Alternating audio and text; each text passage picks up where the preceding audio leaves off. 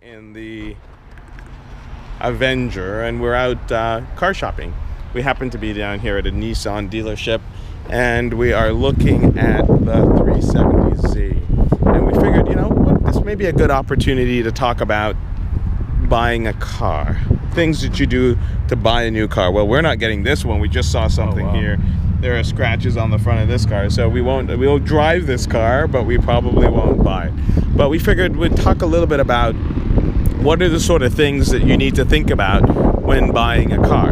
And the first one is obviously, besides the price, people sometimes make the mistake of focusing exclusively on the price of the car, which may not be the right thing. It's not to say that it's not important, but it shouldn't be your only focus. Anything you think about, and the first thing you think about is the price, you're going to miss a real opportunity, because sometimes the service, sometimes you can negotiate oil changes and service that is beyond the manufacturer's warranty, that in fact may be quite valuable.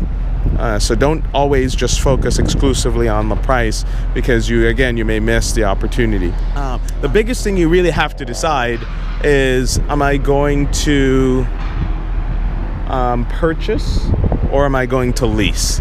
And it really depends on what you're trying to accomplish in the end of the day. There are folks that want to change their car every 2 or 3 years, and in that case, then maybe leasing is a better option for you.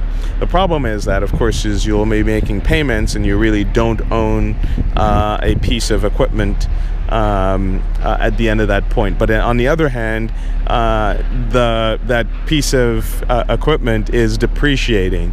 And so, do you want to be putting money into something that doesn't have a return? And so lease is really sort of the automotive world's version of a rental. But it's essentially an extended rental. So that's one way to think about it. If you're going to keep the car for a much longer period of time, then it sort of makes sense that you consider purchasing the car. Because as you further and further you go in with payment, you will actually get some equity. There you go on the test drive. You'll get some equity out of the car particularly once you pay it off. And again, it all depends on the price you negotiated. And so upfront, trying to diminish or minimize the depreciation that will invariably happen on the car over the actual sales price. So that's what you're really trying to do, is hedging your bets to some extent. And you can do that plus or minus depending on whether you lease or purchase the car. Other things to think about when considering purchasing a new car. In fact, purchasing a car, you have to decide whether you want a new or used one, but this is talking specifically about a new car. And most of the times you can't really lease a used car. It's certainly not on the primary market, meaning from primary dealers and so on. You may get certified pre-owned cars or executive cars that you may be able to lease that have some limited amount of miles on it. Usually it's less than 5,000 or 10,000 miles that have been essentially executive cars. So executives from the car manufacturer, there he goes, car manufacturer would have a car for that they were driving around, and it's off now and available for repurchase or leasing. The other things to think about when buying a car is, what's the fuel efficiency? What is going to be your routine maintenance cost? What are your out-of-pocket costs? So a number of things go into that. They include cost of fuel, the cost to insure the car. Some folks sometimes when they buy cars forget to remember that you're going to have to insure it. Depending on where you live, you may have to put it in a garage. You may have to pay for that garage space. You may not have the ability to park it on the street, in which case it is a problem. and you have to maybe take that into account. Number of other things you have to consider when you purchase a car is, what is my routine service?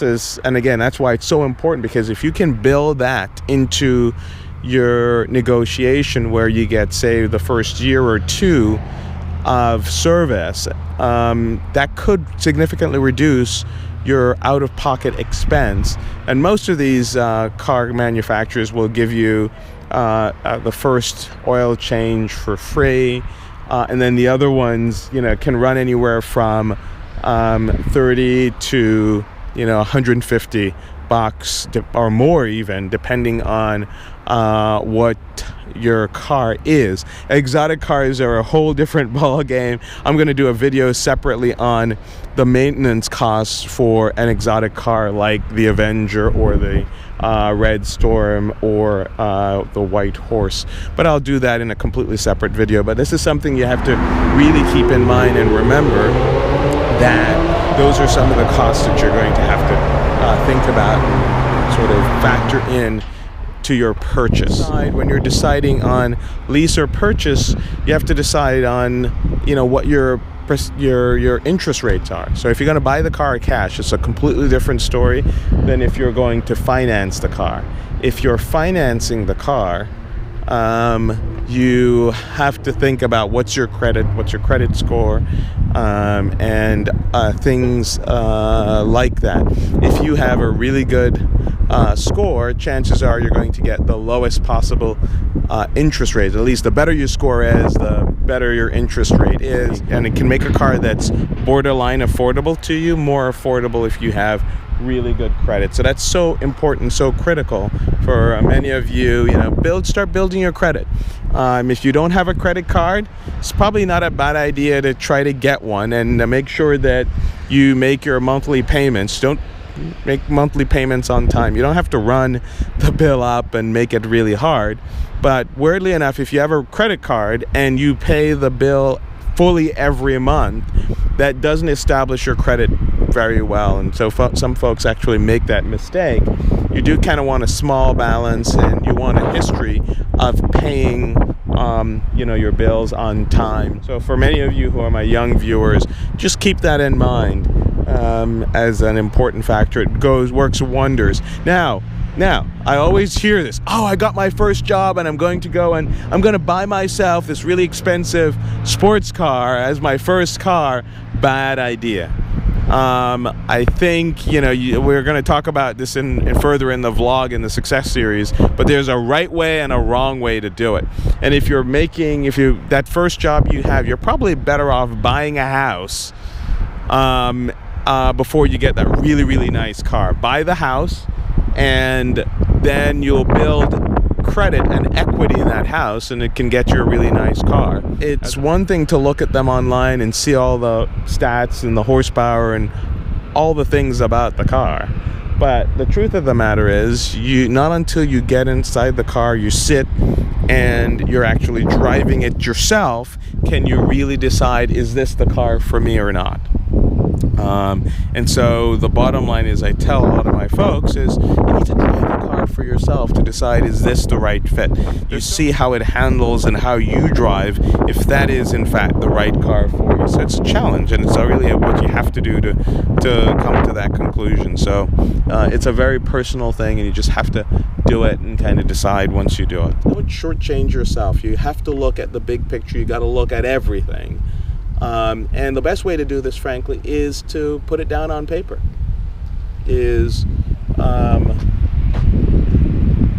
Find out how it fits with you. How does it fit with your lifestyle?